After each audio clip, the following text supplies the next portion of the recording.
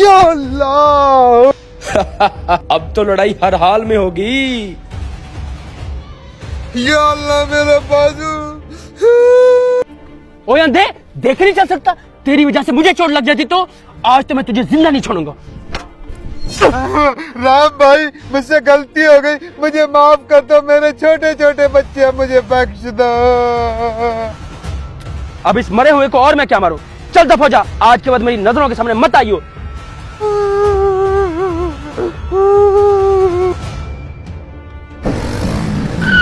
साले अंधाओं की बाइक चलाता है, तेरी तो मैं। यार राम भाई आजकल नजर नहीं आ रहे, आसिफ भाई आ रहे हैं, इनसे पूछता हूँ। अस्सलाम वालेकुम। वालेकुम अस्सलाम। कैसे हैं फयाज भाई? अल्हम्दुलिल्लाह। राम भाई आजकल नजर नहीं आ रहे, क्या बात है, किधर है, कुछ पता है आपको? फयाज भाई आपको नहीं पता, उनका तो बहुत बुरा एक्सीडेंट हुआ है, बेचारे की टांग टूट गई है। अभी मैं वहीं से तो होके आ रहा हूँ। अच्छा, मैं उनसे मिलके आता हूँ। हाँ हाँ जरूर मिल के आए।